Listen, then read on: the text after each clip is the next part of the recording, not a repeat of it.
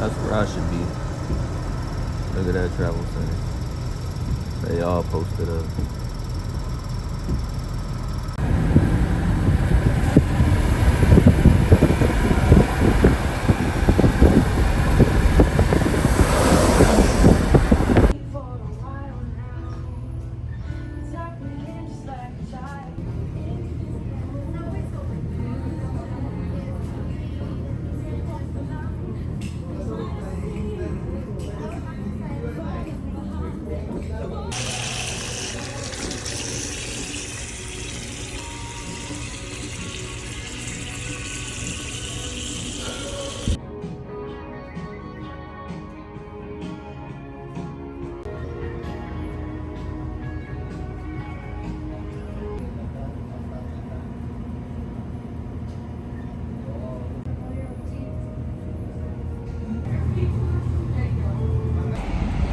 So this is the shower was $17.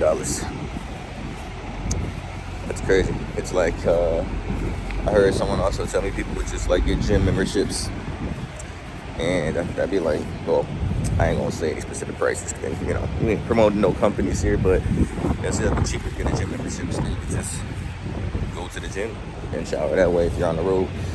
But you know, I just went up in there, took a little HOE bath because 17 just for the water. Nah. Then I asked if there was a limit, and they said it was, I guess, no time limit. But when I was over there, the chick, before I asked, the chick, it was a worker. She grabbed one of the hairsprays and sprayed it on her head and put it back on the shelf. So if you're short, if you bought some hairspray and you're short, that's all I'm gonna say. It's 4:33. I'm still in Laredo. Clearly, if I'm a little familiar, yeah, it's because I'm at the same gas station. I haven't got any calls, haven't got any runs, but got pizza at a Snicker bar. How exciting! 6:40 a.m. the next day. As you can see, I clearly still have not left. By like,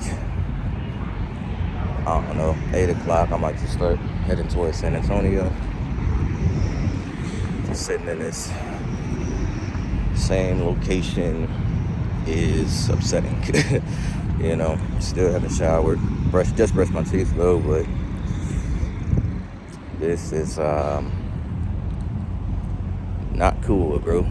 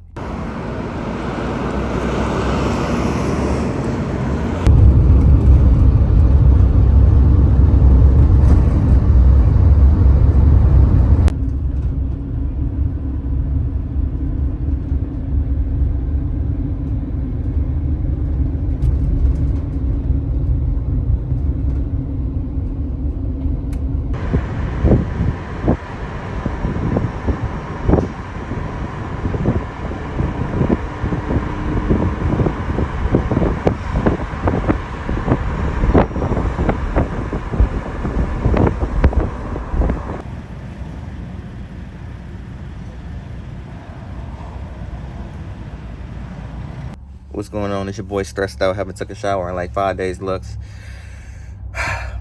So, y'all saw I dropped off. Can't even talk. Y'all saw I dropped off in Laredo on Saturday. That was around like 2:30. Cool.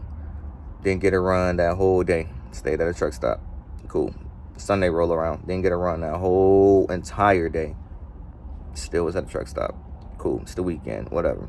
So many people around me. So many just... I'm sure it's lots of competition. So I was literally outside, just at the same spot, at a truck stop. Monday roll around. I'll try to see if I can move around. They say, oh, we don't think we can move you around, da-da-da-da-da. You wouldn't be in any other better position, whatever. I finally get a load, right?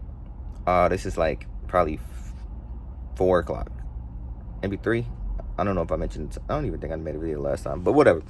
I get a load. It's picking up in like Seguin, Texas or something like that. I don't know how to pronounce it. And it was going to Kentucky. Cool. I mean, whatever. Like, it's something, you know what I'm saying? And then they call back, dispatch call back, and they like, oh, actually the customer said they wanted it actually to be delivered in Laredo. So it's like 178 miles there and back. I'm just like, in my mind, I'm like, I mean, that's good and bad. It's good because it's like, okay, I mean, obviously, you know,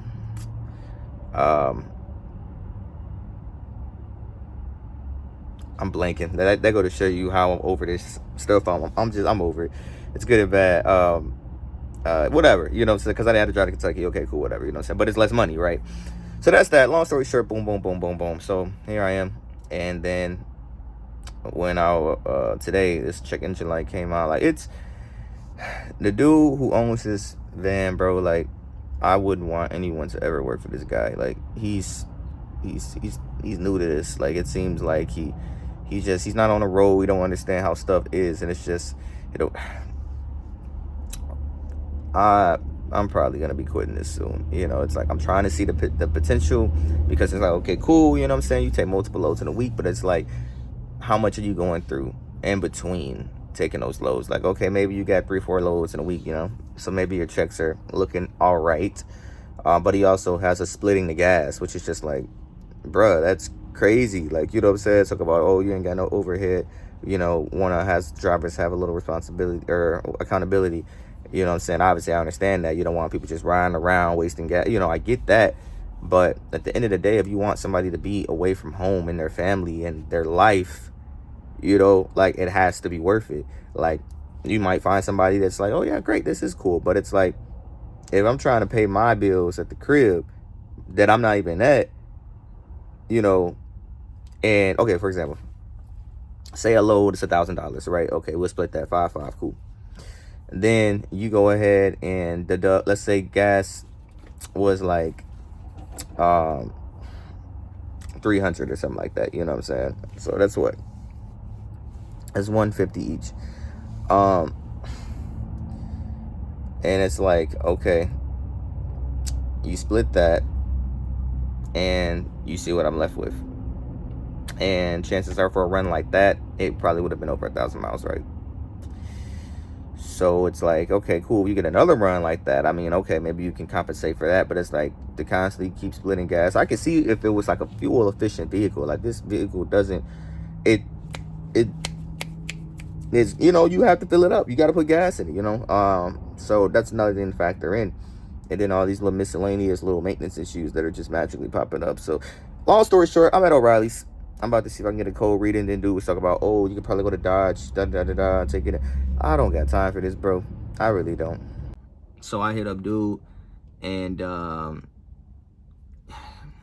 like I said, I'm probably not gonna have this job too much longer. I hit up dude. I told him. He gave me this whole spiel like, oh, go to AutoZone, get a code. Oh, I'm gonna have you go to Dodge, blah blah blah, or whatever. You know, I'm just like, bruh, whatever. So I went to O'Reilly's. Okay, I went to O'Reilly's. It was something, the code was something about like transmission fluid pressure, something level, something. So I'm like, all right, like, whatever, you know, whatever that means. Clearly, a couple of days ago, when I was pulling this this van out, I put it in reverse. It was like, like, you know, I felt like it was like, it had no control. Like, you know, like, not like, oh my God, I lost control, but it was like, gears should not shift like that. So if this is the gears shifting, normally it was like this, like, that's how it felt. You know, maybe I'm not a mechanic, so don't take my analogy as like the go-to analogy when it comes to explaining a bad transmission. I don't know. All I know is that I ended up having to go to Dodge. He's like, oh yeah, just go to Dodge and get a code. Oh, I just had it fixed up in Detroit. Blah blah blah. I'm just like, bro, get up there. You know, they want to do a diagnostics. They don't know what's going on. You know, he keep trying to reference like, oh, I just had it done. I just had a service. Tell them that, like he was gonna get something free. You know what I'm saying? Like maybe they missed something, right? So back and forth. I'm like, look, hand over the phone. Like I'm not finna do this back and forth stuff. You know what I'm saying? So then after that, you know, they go out, they pull up the code. It's the same code. He was like, yeah, this code, it could be alarming, you know, but I don't know what it is exactly. You know, we're gonna have to like pull, you know, take the pan down or whatever, see if there's like metal and, you know, the oil, whatever the case may be, you know, the fluid or whatever. So obviously dude not trying to do that. He's like, oh, I just did that up north. I just did that up north. So I'm just like, bro, your van is a POS. You just need to accept that. And there was that, right? And I'm in there, I'm waiting. Like, keep in mind, I'm not getting paid for any of this, bro. Like, I'm not getting paid for any of this. You know what I'm saying? I'm definitely not getting paid if the van ain't even moving. You know what I'm saying? So basically, long story short, you know, they called up to the place up there, and they're like, oh yeah, we worked on it. I guess they had it sealed, like the transmission, something sealed prior.